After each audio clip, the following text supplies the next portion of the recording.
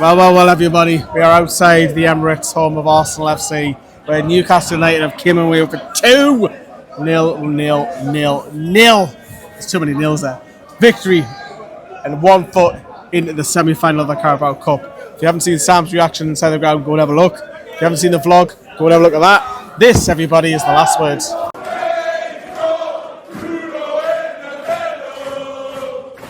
Yes, hello everyone. Some of the Newcastle fans are still hanging about, still celebrating. I mean, we were one of the last ones out of the stadium, weren't we? And there's still quite a few away fans milling around. It's incredible.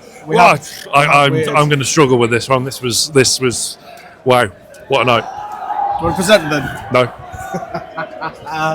Right. So I'm presenting tomorrow, so at work. So no, I'll be pundit, I suppose. You can present. Yeah, I'll present it. I'll edit it. I'll sing the theme tune and all that sort of stuff. That's off a TV show now.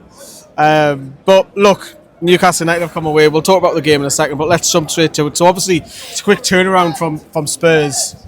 It was only a few days ago. I was back here, and the same again. And obviously, we had Bruno missing, so it was all Sam who was going to replace Bruno. And it was Joe Willock against his former side. Yeah, well, as mentioned on the drive down, it was. Yeah, I would have been surprised were it Miley. I wouldn't have minded it if it was Miley. But yeah, Willock, a sensible decision. I just felt we needed that energy, that able to carry the ball, the pace. He's a bit more quicker than Sean, and look, he came off after an hour, did Willock, and ironically was replaced by Sean, but Willock did a fantastic job. Long bursting runs from midfield. Nobody had a bad game today. Nobody. It was a bit of a surreal experience. That was kind of out of body experience, particularly in them closing stages. But yeah, it was a big task tonight because I don't think we've yet to win a proper game without Bruno. Might be right, yeah. Fact check. I think he's missed 7 games since he's signed, which isn't many. Put it on the thing in post, yeah. If I'm wrong. But that's incredible, and just goes to show what a team we've got, and wow, what an incredible job. Yeah, what an incredible job. Talk about that. Martin Dubravka, we'll come on him a little bit later. And that'll maybe his last game for Newcastle. But Sven Botman, that was the other one. Was he going to play him again? Could he manage it? 2 games, not just 2 games, 2 North London sides who 2 massive games. Yeah, most times are competing in the top 4 or 5 in the table. There's so many Geordies about, it's mental. I mean, some of them are not going to get home, I don't think, that he's. But Botman, were you surprised at that one? Given it, do you think? And also, do you think you'll rest him for Bromley now? I would almost certainly say so. You could probably bring Cher back in and play him with Lloyd Kelly for Bromley or whatever, but that's for another day. Let's focus on tonight. No, I wasn't surprised Botman started. I was surprised he played the 90 minutes. I'm not a big fan of big horses like. You're not? They're beautiful. Look at them. Gorgeous. Not as bad as wasps. So I'm all right with wasps. I ain't fucking saving you from one of them. But anyway, yeah, I was surprised he lasted the 90 minutes. But look, he did fantastically well. Again, playing on the wrong side that he's usually accustomed to, but that shouldn't matter. He's got a right foot. He's not Miggy, bless him. But yeah, he did so well alongside Dan Burn, who has been absolutely phenomenal over these. We've got a dilemma there now. Yeah. Because Botman's come in and played that right centre back role, which would normally be Fabian Cher. But then Dan Burn has been absolutely phenomenal. I think Dan Burn. And you can't do what you did before and just shift him to left back. So if everyone's fit now, because of the former Lewis Hall, we've played Bromley, we've got that out of the way. Wolverhampton at home on the Wednesday night. And do you go Botman and Burn or just Fabian Cher nailed on? It's a great problem to have because we've not had many. Fab's had Christmas off, hasn't he? He's had the New Year off, so I don't know. It's a problem that we haven't had. But it's a nice one. It's a nice one. It's a really nice one. Defensive options are returning, which is very good. Look, Sven Botman on his day is world class, and he is a level above every other defender we have. But look, Dan Burn, he's been a huge part. And yes, we've been scoring goals, and our attack is looking a lot more threatening than it has been. But Dan Burn has played a mammoth part in this winning run. Mammoth. He was an absolute colossus at the back tonight. Him and Botman, absolutely superb. Lewis Hall. The superlatives are running out. It's incredible, just the run he's been on now, and just how capable, and just he's England's left back for as long as he wants to be. That run of form's brilliant, and Livramento was one minor foible at 0-0 early doors, but other than that, he was spot on as well. So yeah, incredible. Yes, it was, and we'll talk about the game. I can't even now. remember what you asked me, but it was a long-winded answer nonetheless. It was, wasn't it? It was about the centre-backs.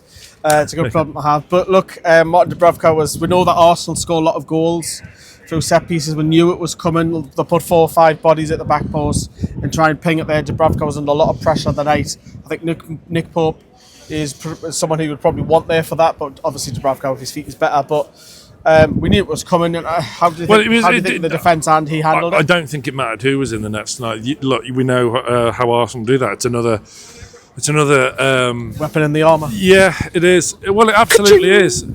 It is, because that's not something you would associate with kind of this Arsenal's team, kind of post Invincibles, post Wenger, whatever. It was much more intricate and trying to walk it in, whereas they've added that element of Brexit football now from set pieces. They did the same thing over and over again in trying to running from the back and then swamping the defence and the goalkeeper, which today didn't have any effect. The defence more or less coped very, very well. Look, they were always going to have chances here. They're at home, they're second in the league, they're a class side. But we rode our luck at times. But you make your own luck. And that back 4, that back 5, including Dubravka, back 6 at the end, when we switched up with 15-20 minutes to go, they deserved a clean sheet, and I'm so proud of them, and I'm so pleased they got one. It was absolutely phenomenal. We've seen us win at Old Trafford in the Emirates in the space of 10 days. That doesn't happen to us. It doesn't really. It does now. I've missed the Andy Carroll one back in 2010. So this is my first time experiencing a win final. That was the game straight after the 5-1 Sunderland as well, wasn't it? It was, yeah. When it was, I think the keeper come flying out and Carroll headed in, didn't he? Fabian. It was Almunia or Fabian. Who cares? It was from the direct free kick out wide. But look, Dubravka was tested. A couple of times he flapped, as Sam mentioned. A couple of times he was fine. Caught it. A couple of times he punched. The defence, Botman, Byrne, even Joe Linton at some point later on the game, throwing bodies in the way. But obviously the biggest chance for me in that first half was the Arsenal one, where I'll come to our goal in a minute, but the ball's played through and it's Martinelli's breaking through on goal. Dan Burns played them on side. You think, oh Christ, no man. It was a really intricate passage of play, and just remember they played Saturday night at Brighton. They rested Martinelli, they didn't start him. They rested Odegaard, they didn't start him. Not scored though, any. Yes, he should have done. He's gone the wrong side actually. He went for Dubravka's near post, which made it. I mean, if it didn't hit the post, it made it relatively savable. But look, it was a neat passage of play. They split the defence, and then I was fair play, fair enough. I was about to, but then when I saw it crash off the post, I was chuffed. And it was a let-off because it should have been 1-0, and then who knows what goes to happen. But you make your own luck, as I said, and we deserved it. And we scored. It wasn't that long after, and that Arsenal fans love to talk about over and over again, which does our head in. Alexander Isak scores, and I can't remember. It was who passed it, because I haven't seen. It was the wrong end for us, wasn't it? Yeah, we were right in front of the Gordon goal. I seen it on the TV replay. He let it come across his body, and his side foot lifts it. Yeah, it's a great finish. It's a great finish. I can't remember who passed the ball. So again, Murphy probably. Come from that right side. It may well have been Murphy again. And look. Their link-up play. He keeps getting assists on the board, and again, it's another one of those stories where it was a Rafa Benitez signing. He was out of the team. He looked absolute crap. He went on a couple of loans. He came back under Bruce, and he's gone that extra gear under Howe. Yes, we still do need a right winger, but you've got to give. I've criticised Murphy plenty in the past, but this run of form he's on has been exceptional, and he deserves all the plaudits coming his way. And that link up he's got, and he's providing Isak with so many of these goals. It just adds so much balance to the side as well, to the attack. Brilliant, just brilliant. I am absolutely freezing. I thought I just. You should have brought your scarf, and phenomenally. You remember, Isak. He plays for Newcastle. Yeah.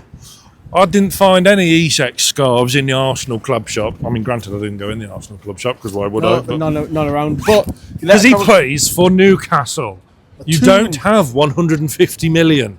Get a life. Move on. As Alice Stewart start to make their way home. But he let it come across his body, and obviously we've seen it in the last few weeks there, Isak, when he's got a lot of time to think about when he's one-on-one.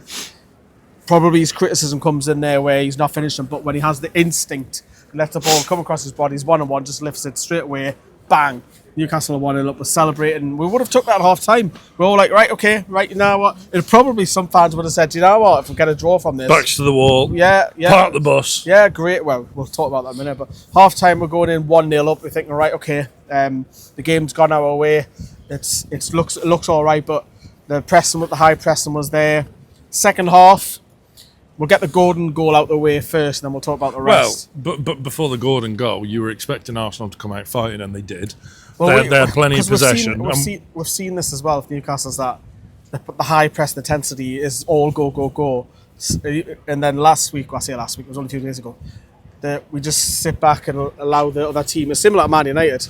Yeah, Tottenham, we got to obey with it a bit down the road, didn't we? Do you think, yes, we're winning games, and I'm trying to pick little faults, but should we wait until maybe an hour to back off the press? Because we weren't great against Man United second half. We weren't great against Spurs. I don't think we backed off the press here because we went and got a second goal in the second half. So, which helped because that changed the whole dynamic. Don't get me wrong, it was on the counter-attack. But look at where you're playing. They're second in the league. We've just come up here and done a proper job on these. They will be fuming tonight. Fuming. Because this is where they thought they could stick 3 or 4 past us and then, play the reserves at St James's and hold on. Don't get me wrong, they're a more than capable side of coming up to St James's and scoring 2 or 3. Yeah, they are. So we do have to be wary, but again, that is for another day. That's another conversation for not tonight when we've just pulled off an incredible win. Look, it was on the counter-attack, the Gordon goal. Question marks about the keeper. Yeah. Yes, he didn't gather it all at once, but Gordon was right where you want to be. Showed a great attacker's instinct there. You're going to get hurt there, aren't you? Yeah, absolutely. Well, look at the scar on his face. He don't give a shit about getting hurt. He's a little scouse rat, wasn't he, that we always used to call him before he signed. Now he's an absolute hero. That again, plays for Newcastle, not Liverpool. Get a life and move on. Anyway, yeah, we got the second goal and it just seemed so surreal. Looked over. Everyone looked over. Even Gordon looked over expecting, just checking for a flag. No flag arrived. I mean, he was never in danger of any offside or foul or whatever. And then the celebration's right in front of us in the corner flag. It was so... He was taking it all in. It was so... We were all like that. Incredibly visceral experience, like an out-of-body kind of just man, oh man. What a... Just, yeah. Phenomenal. Dreamland. 2-0 up at the Emirates, which doesn't happen to us, man. And the amount of times I came doing the air. But this is what you've got to do if you want to be successful. Yes, you've got to go to Old Trafford. You've got to go to Spurs. You've got to come here and be competitive and nick a result here and there. And that's what we're doing at the moment. We are banging the fight for Europe. We are banging the fight for domestic trophies. Mad, isn't it? It's mad to go all the way back to Brentford after that away game. But we're not going to talk about that. We're talking all things positive. Thank you. So 2-0. We're all in pandemonium. Let's check the vlog out. And then it was a case of, it wasn't, how long was it before you just thought, right, I'm pulling, because we made a triple save. After an hour that was. Triple sub. I went, ooh, triple sub. And he switched to 5 at the back, but we still had a focal point up front with Gordon, didn't he? He brought on Longstaff for Willock. Yeah. He brought on Kelly for Isak. Switched to a back 5 with wing backs. 3 left-footed centre backs. Yeah, well, that's all when was the last time that happened? Clark, Lejeune. Lejeune's right-footed. No, he's not. I thought you could ping it right with his right. He could do it. Lejeune could do it all. He was you're in love with incredibly underrated player. He was. Who was the other sub? Barnes came on. Yes, he was, but for Murphy, probably ineffective to be fair. But so Gordon moved up top for a bit, didn't he? And we switched to 5 at the back, which for me was good game management. It was, and he's been criticised for that by other members of this channel, myself, and so on, for being inside. Point at me. I was saying other members. I think that's a dig at Johnny. Okay, then. Sorry, Johnny, he's digging you out. But after that, Arsenal were going, they weren't creating. Well, what did Dubravka have to say? First of all, he didn't have much to do. It was the corners, it was the pressure. There was a lot of block shots. But they were all, bodies were on the line. There was a couple of times Sven Botman put his body on the line. Like Czech Tiote used to fly at people, getting blocks in back in the day. very apt since we've played against Arsenal that we mentioned Chiotti. But yeah, there was a lot of that. There was a lot of, but there was in terms of Dubravka, he didn't make any tremendous saves. He did what he was expected to do. There wasn't any worldies there. Arsenal were a lot of the time subjected to shooting from distance, which was of no real use. And then they swamped with crosses. There was a couple of goalmouth melees here and there, but other than that, other than the Martinelli chance in the first half, they didn't create anything really clear cut. No. And they did have a couple of chances with headers. Gabriel, I think, was one. But look, then you decide, which I was like, is Mickey up front? Yeah, I don't know about you. Is Mickey coming on? Is he going up front? Then we were like, we looked at the shape and was like... Gordon came off, so the focal point up top had gone. So we had... And it was a bit of a 5-5-0. I remember, I don't know why this has just popped in my head, I remember Scotland doing this under Bertie Vogts. They played a 6-4-0. Yeah, you remember it wasn't under Bertie Vogts? It was under Craig Levine. Was that? Yes, you're right. It was at Hampden Park. Yeah, and it was against Czech Republic, I seem to remember. I don't know why that just sprung to my mind, because it's not... I don't know why I've remembered it either. That's very bizarre. Very rare. Nerds. But we literally played a 5 and a 5. 5-0, yeah. A 0. Well, it's like mad. And that was the last 15 minutes then, wasn't it? Where it was come at us, let's soak up the pressure, and let's get up the field when we can. Yes, if they get one, because then their tails is up and we've got no outlet. We've not got anything really other than Asula. We didn't have anything other attacking left to bring on. But look, it was game management. I imagine if we'd have got one, the S-Housery would have come out more, that we could have done a lot more. Yes, Dubravka took his time on goal kicks, but there wasn't anything for the home support to really get fumed about. We beat them fair and square. The only thing was just don't get another second yellow from Joe Litton, and someone else was booked on the team. Gordon. Just don't get another yellow. Livramento also got a late yellow. But, these were warriors out there tonight. Oh, and incredible. Sometimes, these things happen, and Joe Linton was booked very early on, actually, so he showed great discipline, actually, to come through the rest of the game. Unscathed in essence. Phenomenal performance by every single person in black and white there. And of course Martin Dubravka, who you would say, after that send-off at the end where he was in tears, it was a goodbye to the Newcastle fans, wasn't it? And, barring a little misdemeanour of a loan spell, he's been a brilliant servant for us. Yeah, I was going to bring that up after the full time, but so since continue. Since you've mentioned Dubravka, I may as well just touch upon that. So obviously the players came over, clapped the fans. It was great, and tell me ma, and all that. And who's that team we called United? Check the vlog out. The scenes are absolutely brilliant to see that. But yeah, you mentioned before we hear from Eddie Howe, Martin Dubravka. The way end. Sorry, I felt like home end. Yeah, because there's that many. There's so many. Well, and by the time Arsenal fans were leaving from the 80th minute, weren't they? Yeah, we can see him sneaking out.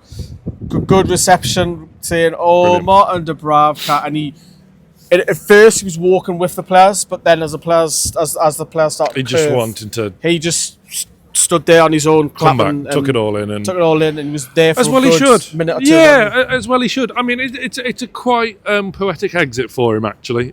Having that run of games at the end, big run of games against some big teams, picking up some big clean sheets as well. It's a nice way to go out. He's been again, barring that loan spell. He's always done a job when called upon. From his debut under Rafa at Man United at home, phenomenal performance. And he's done a good job for us there. So it's nice. It was a nice time to bow out. We wish him well, and it was a good send off. Yeah, is Pope going to be ready in 2 weeks? Because obviously I'll expect. Apparently so. I would. Dima will play the cup. You would have thought. So Leicester Dubravka gets another win out. John Ruddy. Really? No, it'll be Vlachodimos, yes. Yes, it will be Vlachodimos. And then Pope is expected to be fit. You would hope so. Or we could have a new goalkeeper. Potentially, yeah. Trafford could be Trafford starting in goal. Yeah, he could that's be. For another day. It is, and obviously great words about Martin Dubravka, as you say.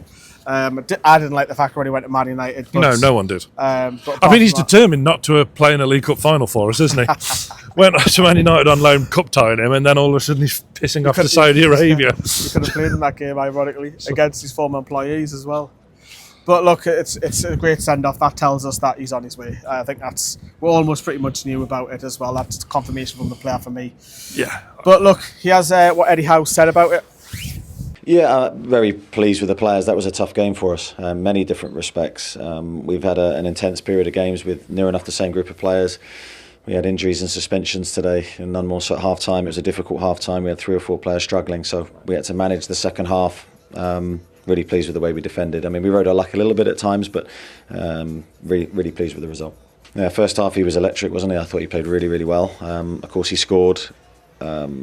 But I just thought his general game was in a really good place. He was one of the players that was just feeling his hamstring a little bit at half time, so we had to manage him in the second half, and that sort of was a big blow to our performance, really. But he's playing very well. Well, I think we rode our luck at times. As I say, I thought our goalkeeper played very well. I thought Martin made some really good saves. I thought the set plays, you could see Arsenal, a very good set play team. They caused us problems, but in the main, I thought we got the small details right. I think they had their opportunities. They had a number of shots, but you could see, I think, the mentality to defend our goal, the block shots, the bodies on the line, the heroic pieces of defending that especially we saw in the last 20, 30 minutes. That's a great sign for us for the future, I think. Go on then. What, an Eddie Howe impression? No, I won't. Oh, thanks, Ed. I'm leaving that in, by the way. Leaving what in? That bit. Right. What? Welcome back, everybody. Hello. So that was Eddie Howe and Sam's mini impression of Mr. No, Howe. that wasn't an impression of Howe. I didn't do it. No, I'm not doing one. Those days are gone. Like we've not got Steve Bruce anymore. How you should be grovelling to Howe, Mr. Howe after Brentford. You have 4 times. You have 3 or 4, not just once. But behind the curtain. I'm so pleased he's turned it round. Oh yes, I mean, so pleased he's turned it round, and look, it should be chest out and full of confidence. Well, we'll be like that on the train back to Milton Keynes tonight. With well, that's very true. Good day out for you, lads. Very good day out. It's been a great few weeks for us. Been a great few weeks for us. Terrible. Well, absolutely terrible. You got to let us have one sometime. I got moved seats 3 times because I was just going fucking mental. Our fans dead. Yeah. Just no. Spurs was worse. Nothing. Yeah. Literally. Like when you scored, I turn around. They're all just dead. They don't want to know. Yeah. They're not up. I'm trying to get them up, and then I get fucking moved seats. I get a steward on me for trying to get the fans up. Yeah. What the fuck are you doing? It's football. Yeah. Passion in it. What's the game come to? Oh, well, that's right. I knew we were gonna fuck it. I literally knew. You were like, I think you were like 3.0 for draw no bet. My mate sent me it, and I was like, yeah. To be fair, I've got cash, but I've not got money in my bank account. All right, brag about it. If I had money in my bank account, I would definitely have put draw no bet. Regardless, like obviously, I want Arsenal to win. Yeah. But I knew. Well, no Saka. No Saka, no party. Exactly. Well, you did have party, unfortunately, but yeah. yeah. Saka is he's different gravy. Yeah. Yes. He turns everyone inside out. He's just he plays those passes. Yeah. He drives. Boyhood Newcastle fan. Yes. He's a good Yes, we've had a good few days. Out. We've had a good few days. You. Thanks. I'm a great few weeks. I'm happy with you. All the best. Take it easy. Fam. And we're back. I don't know how much has been edited and kept in, but we'll see. He's not happy, but he was respectful. Yes, which I respect as well. I do. Yeah. So that was Eddie Howe, then the fan, parts of it anyway. But yes, where were we? I was going to recap Eddie Howe. Eddie Howe's brilliant, fantastic. Right? But now, we need to go on again. Does he need back in the transfer window? Well, it depends. Look, would you rather get a new signing in at the expense of losing one of our big guns, or would you rather just be happy with what we've got? I think we don't bring anyone in unless Miggy goes. I wouldn't disagree. I don't think anyone else, unless a big comes unless in. we're receiving an obscene amount for Martin Dubravka, which will obviously get looked at under the microscope. 38-year-old goalkeeper with 6 months left on his contract going for 25 million. Yeah, they've only just got promoted. That's a joke, by the way. I'm not pretending to be ITK or. They've only just been promoted, and they've got Kurt Zuma and Goodmanson as well. Check the footballers live out. But going back to obviously football. Yes, we want Eddie Howe obviously back, but we'll have to wait and see if the bid comes in for his murmurs of Longstaff, Trippier. There's a lot of uncertainty outside that starting 11, isn't there? Yeah, but look at the bench. Yeah, Barnes has lost his spark a little bit, hasn't he? Yeah, and it's which is funny because when the club and the squad was struggling, he was the man. I wouldn't say the shining light, but he Well, was. no, the he one that was. Of course he was. Pulling out. He was scoring worldies for fun. He But was then, absolutely the because shining no one else light. was doing the business, Yeah, and now yeah. there's 6, 7 of them in that squad every week now. It's a settled team now. Yeah. It took us a while to click at the start of the season, and we were grafting, and we were just. I mean, look, it was a sign of a good team in essence because we were picking up points when not playing well at all. But it's really good now that we've clicked, and it's a path they're allowed to walk on it. How much width is behind us? Length, Girth. Either way, yes, it's time to get the train home. But yeah, phenomenal. What a night! Incredible. I hope you've done it justice with the vlog and brought it close to people that can't be here because that was incredible. I hope that we go and finish the job off now at St James's and we return to Wembley, because if we do, fingers crossed, it's ours hopefully. And obviously Bromley this weekend, we expect a lot of changes. We'll do the build up towards that towards the end of the week. You've got a show coming up with Johnny, I believe, is that right? Yeah, a long day tomorrow. I've got work first thing in the morning, and then I'll be back to do a Greenwood and Mulliner show tomorrow night, so Wednesday evening. And then we've also got a women's special as well. If my voice holds up, starting to go. Women's special on Thursday, Friday, with all of us around the table discussing the best 11 so far this season with a few debates. So we've got a lot coming up here on the main channel on NFTV. They must employ a ton of stewards. But anyways. Stuart. Yeah. But we're going to do that when you were pissed up at a music festival. Stuart. Yeah, we're going to enjoy our little trip home to Milton Keynes. If you're wondering why I'm at Milton Keynes, what's a vlog? It tells you anyways. But from us too. I work there. See you later, everyone. Enjoy your night. Love you, bye.